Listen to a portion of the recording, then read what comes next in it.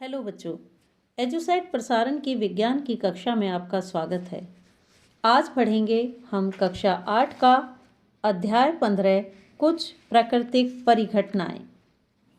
इस पाठ को पढ़ने के पश्चात हमारी शिक्षण अधिगम की उपलब्धियां होंगी।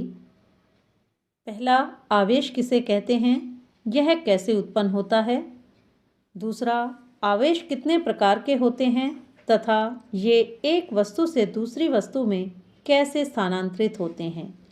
तीसरा, तड़ित क्या है, यह किस प्रकार विनाशकारी है तथा इससे बचने की कौन कौन सी सुरक्षा युक्तियां हैं। चौथा, हम यह जान पाएंगे कि भूकंप कैसे आते हैं तथा इनके बारे में विस्तृत जानकारी जुटा पाएंगे। तो आइए शुरू करते हैं अध्याय 15 कुछ प्राकृतिक परिघटनाएं।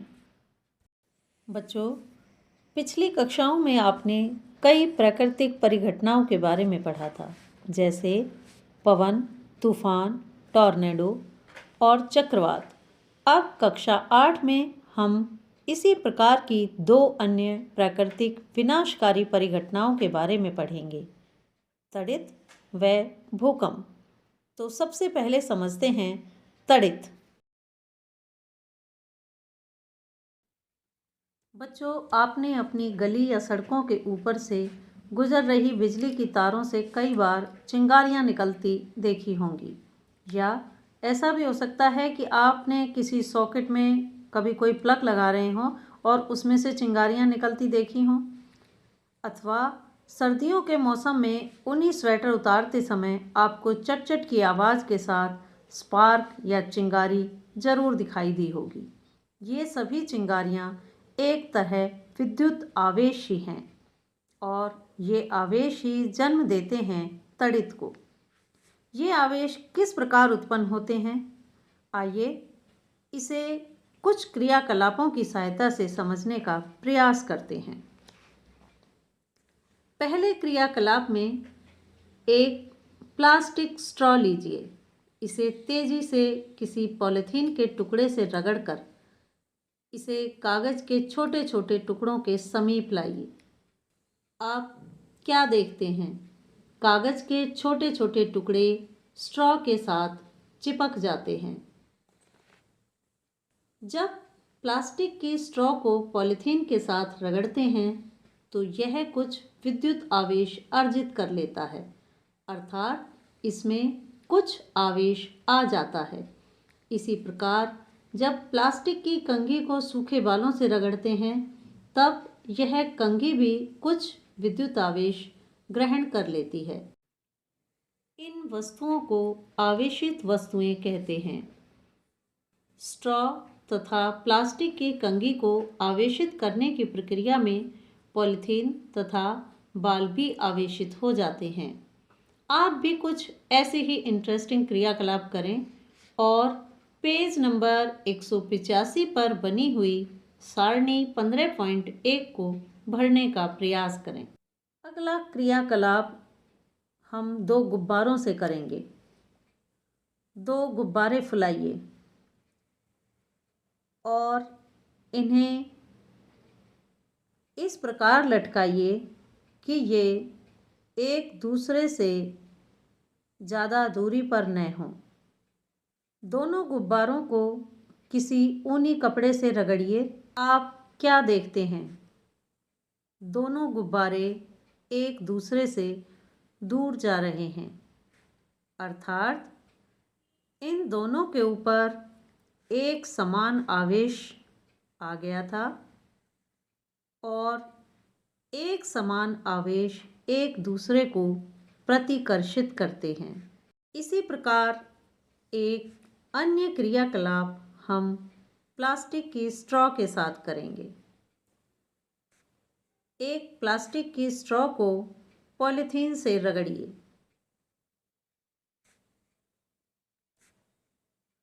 कांच के गिलास को स्टैंड की तरह उपयोग करते हुए इसे गिलास में रख दीजिए।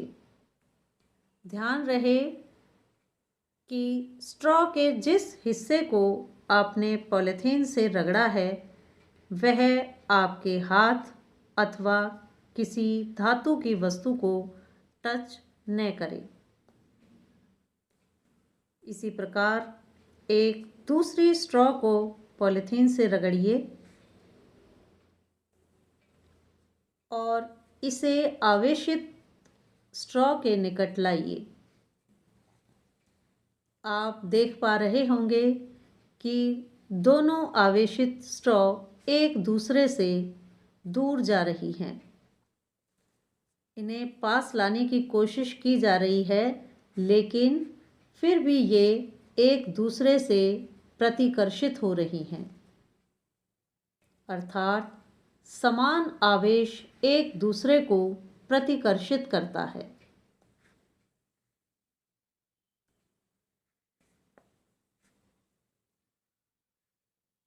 आइए अब एक और क्रियाकलाप करते हैं। एक प्लास्टिक की स्ट्रॉ को पहले की भांति रगड़कर धीरे से गिलास में रखिए। अब इस स्ट्रॉ के निकट एक फूला हुआ आवेशित गुब्बारा लाइए। आप क्या देख रहे हैं? गुब्बारा और स्ट्रॉ एक दूसरे से आकर्षित हो रहे हैं। अर्थात गुब्बारे पर एक अलग प्रकार का आवेश है, जबकि स्ट्रॉ के ऊपर उससे विपरीत आवेश है। और इसी कारण, क्योंकि ये विजातीय अर्थात दोनों वस्तुओं पर अलग अलग आवेश है, विजातीय आवेश एक दूसरे को आकर्षित करते हैं। गुब्बारा और स्ट्रॉ एक दूसरे को आकर्षित कर रहे हैं। तो इन क्रियाकलापों से हमने क्या जानकारी हासिल की? पहला, एक आवेशित गुब्बारे ने दूसरे आवेशित गुब्बारे को प्रतिकर्षित किया। एक आवेशित स्ट्रॉ दूसरी आवेशित स्ट्रॉ को प्रतिकर्षित करती है, जबकि एक आवेशित गुब्बारा दूसरी आवेशित स्ट्रॉ को आकर्षित करता है। इससे यह सिद्ध होता है कि समान आवेश एक दूसरे को प्रतिकर्षित करते हैं और विपरीत आवेश, या ये कहिए अलग अलग या भिन्न प्रकार के आवेश एक दूसरे को आकर्षित करते हैं। अंत में हम यह परिणाम निकाल सकते हैं कि आवेश दो प्रकार के होते हैं। एक सजातीय आवेश जो एक दूसरे को प्रतिकर्षित करते हैं, जबकि दूसरे प्रकार के विजातीय आवेश जो एक दूसरे को आकर्षित करते हैं। ऐसा माना जाता है कि रेशम के रगड़ने पर कांच की छड़ द्वारा अर्जित आवेश को धनावेश कहा जाता है। एक अन्य प्रकार के आवेश को ऋणावेश कहते हैं। तो जब आवेशित कांच की छड़ को पॉलीथीन से रगड़े गए आवेशित प्लास्टिक के स्ट्रॉ के निकट लाते हैं, तो दोनों के बीच आकर्षण होता है, अर्थात प्लास्टिक की स्ट्रॉ पर ऋणावेश है। अब समझते हैं कि आवेशों का स्थानांतरण एक वस्तु से दूसरी वस्तु में कैसे होता है। आइए इसे एक सरल विद्युतदर्शी की सहायता से समझने का प्रयत्न करते हैं। मुरब्बे की एक खाली बोतल लीजिए। बोतल के मुंह के साइड से कुछ बड़ा गत्ते का टुकड़ा लीजिए। इसमें एक छिद्र बनाइए जिसमें धातु की पेपर क्लिप घुसाई जा सके। अब इस पेपर क्लिप में एल्यूमिनियम की पन्नी की दो पतली पट्टी काटिए और लटकाइए। गत्ते के ढक्कन में पेपर क्लिप को इस प्रकार घुसाइए कि यह गत्ते के लंबवत रहे। अपनी प्लास्टिक की स्ट्रॉ को आवेशित कीजिए तथा इसे पेपर क्लिप के सिरे से स्पर्श कराइए।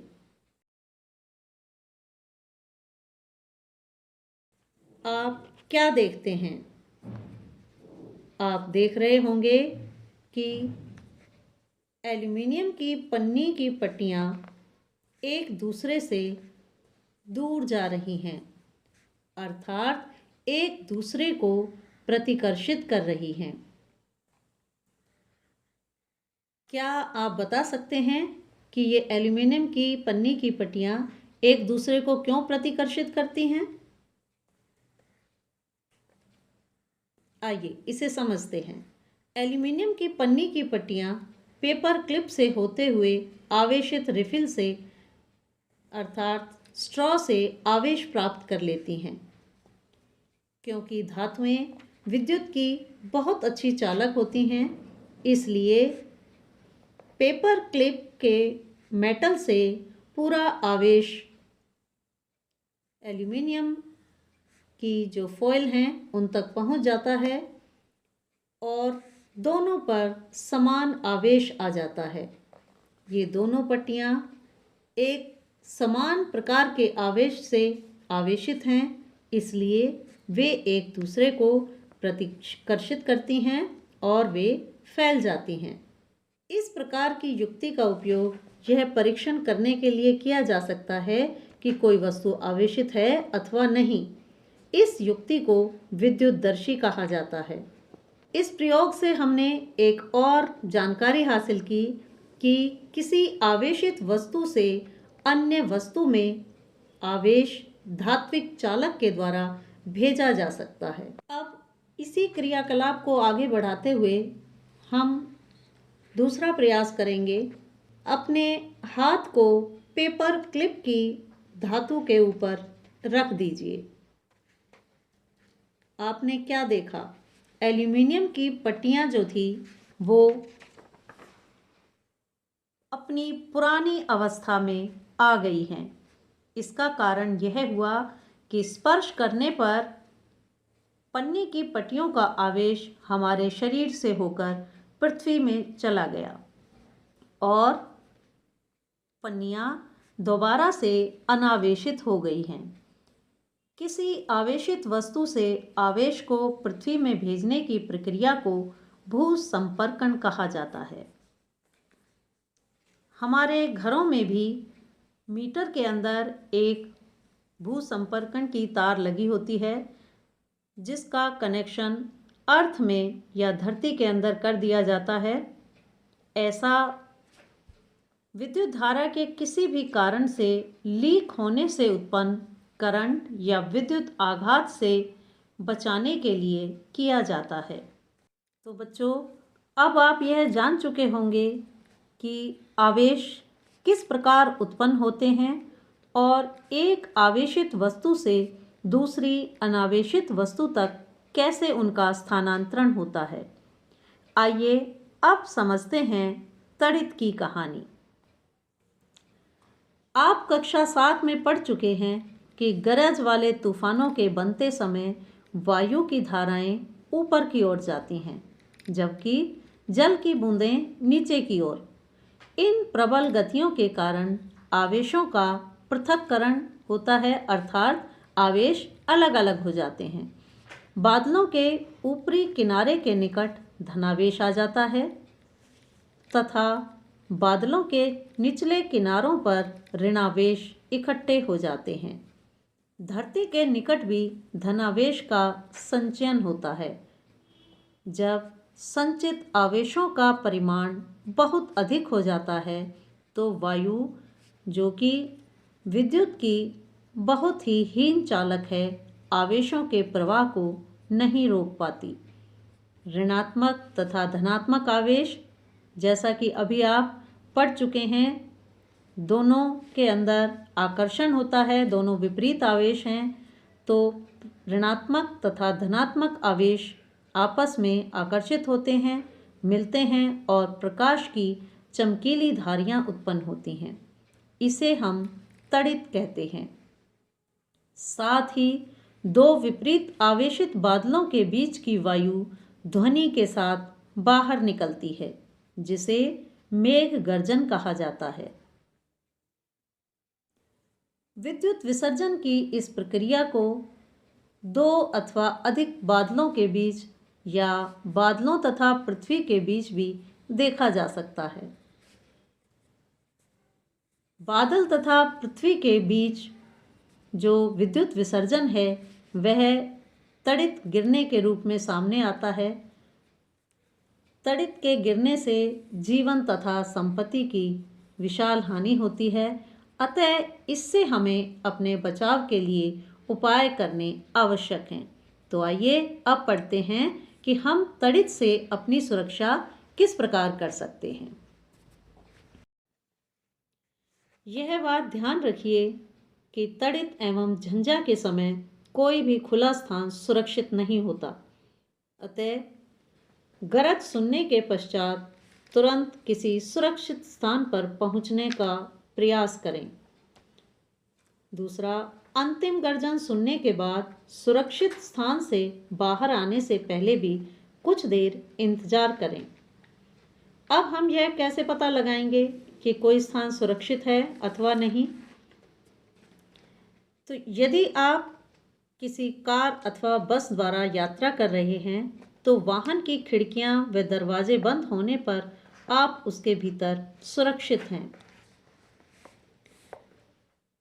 अब बारी आती है कि तड़ित झंझा के समय हम क्या करें और हमें क्या नहीं करना चाहिए।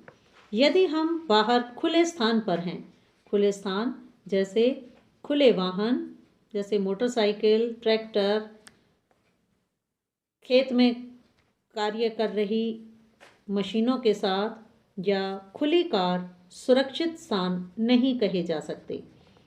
खुले मैदान, ऊंचे वृक्ष या पार्क अथवा ऊंचे स्थान तड़ित से हमारी सुरक्षा नहीं कर पाते। तड़ित झंझा के समय छाता लेकर चलना भी ठीक नहीं है। यदि आप वन में हैं तो छोटे वृक्ष के नीचे शरण ले लीजिए, लेकिन यदि आप किसी ऐसे खुले क्षेत्र में हैं जहां कोई भी शरण स्थल नहीं है तो सभी वृक्षों से काफ़ी दूरी पर खड़े रहें। जमीन पर न लेटें बल्कि जमीन पर सिमट कर नीचे बैठें। आप इस प्रकार से बैठें कि अपने हाथों को घुटनों पर तथा सिर को हाथों के बीच रखें। इस स्थिति में आप आघात के लिए लघुतम लक्ष्य बन जाएंगे। यदि आप घर के भीतर हैं तो तड़ित टेलीफोन के तारों, विद्युत तारों तथा धातु के पाइपों पर आघात कर सकती है। तड़ित झंझा के समय हमें इन्हें नहीं छूना चाहिए। ऐसे में मोबाइल फ़ोन अथवा बिना डोरी वाले फ़ोन का उपयोग करना सुरक्षित रहता है। बहते जल के संपर्क से बचने के लिए तड़ित झंझा आदि के समय स्नान नहीं करना चाहिए। कंप्यूटर, टीवी आदि जैसे विद्युत उपकरणों के प्लगों को सॉकेट से निकाल देना चाहिए। विद्युत बल्बों और ट्यूब लाइटों को जलाए रखा जा सकता है, इनसे कोई हानि नहीं होती। तो ये थे हमारे तड़ित के आघात से सुरक्षा के उपाय। तड़ित चालक भी एक ऐसी ही युक्ति है जिसका उपयोग भवनों को तड़ित के प्रभाव से बचाने के लिए किया जाता है। किसी भवन के निर्माण के समय उसकी दीवारों में उस भवन की ऊंचाई से अधिक लंबाई की धातु अथवा मेटल की छड़ लगा दी जाती है। इस छड़ का एक सिरा वायु में खुला रखा जाता है तथा दूसरे सिरे को जमीन में काफ़ी गहराई तक दबा देते हैं। जैसा कि आप अच्छी प्रकार से समझ चुके हैं कि धातु आवेश को स्थानांतरित करती हैं, इसलिए धातु की छड़ विद्युत आवेश को जमीन में पहुंचाने के लिए एक आसान रास्ता प्रदान करती है। भवन निर्माण में उपयोग होने वाले धातु के पोल, बिजली की तार तथा पानी की पाइपें भी कुछ सीमा तक हमारा बचाव कर सकते हैं, परंतु फिर भी तड़ित अथवा झंझा के समय इन्हें छूना नहीं चाहिए। आइए अब पढ़ते हैं एक अन्य विनाशकारी परिघटना भूकंप के बारे में। जहाँ तक तड़ित झंझा की बात है, कुछ हद तक मौसम विभाग चेतावनी दे सकता है या अनुमान लगाया जा सकता है, परंतु भूकंप की भविष्यवाणी करने की क्षमता अभी तक हम विकसित नहीं कर पाए हैं। भूकंप विशाल स्तर पर जनजीवन तथा संपत्ति को हानि पहुंचा सकता है। आइए समझते हैं भूकंप क्या होता है। भूकंप बहुत कम समय तक रहने वाला पृथ्वी का ऐसा कंपन अथवा झटका है जो पृथ्वी की भूपर्पटी के अंदर भीतर गहराई में गड़बड़ के कारण उत्पन्न होता है। भूकंप हर समय सब जगह आते रहते हैं। अक्सर इनको नोटिस नहीं किया जाता है, परंतु जो विनाशकारी भूकंप होते हैं ये इमारतों को, पुलों को तथा जनजीवन को असीम क्षति पहुंचा सकते हैं। इनसे जीवन तथा संपत्ति की बहुत बड़ी हानि हो सकती है। भूकंपों से बाढ़, भूस्खलन तथा सुनामी भी आ सकते हैं। 26 दिसंबर 2004 को हिंद महासागर में एक विशाल सुनामी आया था। महासागर के चारों ओर के तटवर्ती क्षेत्रों में अपार जनधन की हानि हुई थी। इसी प्रकार 26 जनवरी 2001 को गुजरात के भुज क्षेत्र में एक बहुत ही विनाशकारी भूकंप आया था। अच्छा बच्चों, अब जानने का प्रयत्न करते हैं भूकंप का क्या कारण है। बच्चों, हम यह जानते हैं कि पृथ्वी के भीतर की सबसे ऊपरी सतह में गहराई की गड़बड़ के कारण भूस्खलन या कंपन कहिए आते रहते हैं। पृथ्वी की इस परत को भूपर्पटी कहा जाता है। पृथ्वी की यह परत या भूपर्पटी एक टुकड़े या खंड में नहीं है, यह अनेक टुकड़ों में बटी हुई है। प्रत्येक टुकड़े को एक प्लेट कहा जाता है। ये प्लेट्स निरंतर गति करती रहती हैं। गति करते करते जब ये एक दूसरे से रगड़ खाती हैं या टकरा जाती हैं तो टक्कर के कारण एक प्लेट दूसरी प्लेट के नीचे चली जाती है। तो इसके कारण भूपर्पटी में विक्षोभ उत्पन्न होता है और यही विक्षोभ पृथ्वी की सतह पर भूकंप के रूप में दिखाई देता है। कई बार ज्वालामुखी के फटने अथवा किसी उल्कापिंड के पृथ्वी से टकराने या पृथ्वी के नीचे मानव द्वारा किए गए नाभिकीय विस्फोट के कारण भी भूकंप उत्पन्न हो सकते हैं, परंतु अधिकांश भूकंप पृथ्वी की प्लेटों की गतियों के कारण ही होते हैं, या ये कहिए प्राकृतिक विक्षोभ के कारण भूकंप आते हैं। भूकंप प्लेटों की गतियों के कारण उत्पन्न होते हैं, अतः जहाँ प्लेटों की सीमाएं दुर्बल क्षेत्र होती हैं अथवा प्लेटों की सीमाएं कमज़ोर होती हैं, वहाँ भूकंप के आने की संभावना अधिक होती है। इन दुर्बल क्षेत्रों को भूकंपी क्षेत्र अथवा भ्रंश क्षेत्र भी कहा जाता है। भूकंप के खतरे को देखते हुए भारत को 4 जोन्स में बांटा गया है।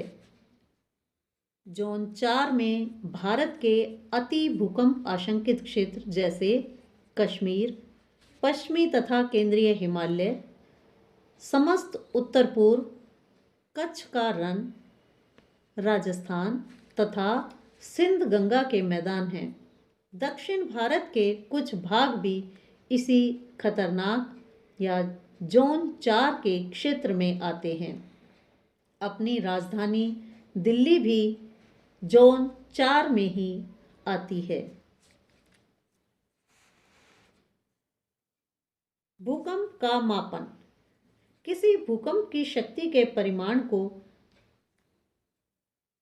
भूकंप लेखी उपकरण से मापा जाता है और इसे रिक्टर पैमाने पर व्यक्त किया जाता है। भूस्पंद अथवा कंपन पृथ्वी की सतह पर तरंगें उत्पन्न करती हैं। इन तरंगों को भूकंपी तरंगें कहा जाता है। इन तरंगों को भूकंप लेखी नामक उपकरण के द्वारा रिकॉर्ड कर लिया जाता है। यह उपकरण बहुत ही साधारण सा उपकरण है जो एक कंपायमान छड़ अथवा पेंडुलम होता है और भूस्पंद आने पर दोलन करने लगता है। इसके कंपायमान तंत्र के साथ एक पेन जुड़ा रहता है। यह पेन इसके नीचे गति करने वाले कागज की पट्टी पर भूकंपी तरंगों को रिकॉर्ड करता रहता है। इन तरंगों का अध्ययन करके वैज्ञानिक भूकंप का संपूर्ण मानचित्र बना सकते हैं। वे भूकंप की क्षति पहुंचा सकने की क्षमता का अनुमान भी लगा सकते हैं। रिक्टर पैमाने पर 6 परिमाण से ऊपर के परिमाण वाले भूकंप बहुत विनाशकारी सिद्ध होते हैं। भुज तथा कश्मीर में आए दोनों भूकंपों का परिमाण 7.5 से अधिक था। परंतु आपको यह जानकर हैरानी होगी कि रिक्टर पैमाना रैखिक नहीं है। इसका अर्थ यह है कि इस पैमाने पर 6 परिमाण के भूकंप की क्षतिनाशी ऊर्जा 4 परिमाण के भूकंप की विनाशी ऊर्जा से 1.5 गुनी अधिक नहीं है, बल्कि परिमाण में 2 की वृद्धि का अर्थ 1000 गुनी अधिक विनाशी ऊर्जा है। इसीलिए 6 परिमाण के किसी भूकंप की विनाशी ऊर्जा 4 परिमाण के भूकंप की तुलना में 1000 गुनी अधिक होती है। आइए अब समझते हैं भूकंप से बचाव के उपाय। जैसा कि पहले भी कहा जा चुका है कि भूकंपों की भविष्यवाणी नहीं की जा सकती, अतः यह आवश्यक है कि हम हर समय अपने बचाव के लिए आवश्यक सावधानियां बरतें। भूकंपी क्षेत्रों जहां पर भूकंप आने की अधिक आशंका होती है, उनमें रहने वाले लोगों को इनका सामना करने के लिए विशेष रूप से तैयार रहना चाहिए।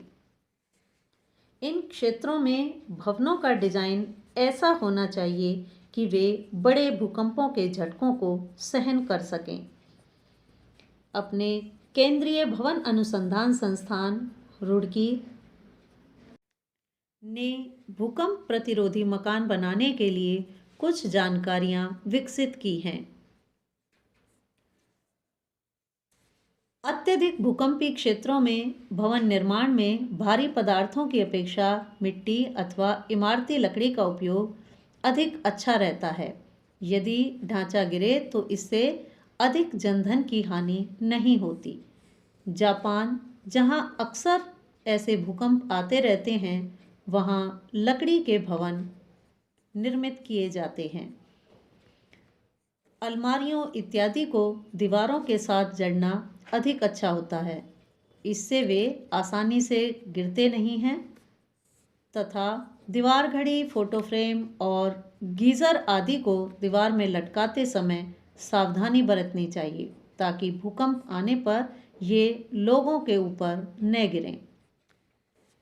कुछ भवनों में भूकंप के कारण आग भी लग सकती है, अतः यह आवश्यक है कि सभी भवनों, विशेषकर ऊंची इमारतों में अग्निशमन के सभी उपकरण सुचारू रूप से सही स्थिति में होने चाहिए।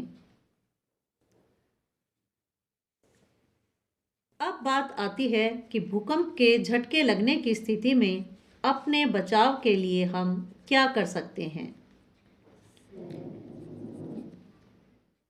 साथ ही भूकंप के समय अपनी सुरक्षा हम यदि घर में हैं तो कैसे करेंगे और यदि घर से बाहर हैं तो किस प्रकार से हम अपनी भूकंप से रक्षा कर सकते हैं, आइए समझते हैं। यदि आप घर में हैं तो किसी मेज़ के नीचे आश्रय लें तथा झटकों के रुकने तक वहीं रहें। यदि आप स्कूल में हैं तो अपनी डेस्क के नीचे सिर झुकाकर बैठ सकते हैं। ऊंची तथा भारी वस्तुओं से दूर रहें जो आप पर गिर सकती हैं। यदि आप बिस्तर पर हैं तो उठें नहीं, अपने सिर का तकिए से बचाव करें। यदि आप घर से बाहर हैं तो भवनों, वृक्षों तथा ऊपर जाती हुई विद्युत की लाइनों से दूर किसी खुले स्थान को खोजिए अथवा धरती पर लेट जाइए। यदि आप किसी कार अथवा बस में हैं तो बाहर नहीं निकलें और ड्राइवर से कहें कि वे धीरे धीरे किसी खुले स्थान पर पहुँचें। भूस्पंदन अथवा कंपन के समाप्त होने से पहले बाहर न निकलें। तो प्यारे बच्चों, मुझे आशा है कि तड़ित व भूकंप के बारे में आप अच्छे से जान चुके होंगे। धन्यवाद।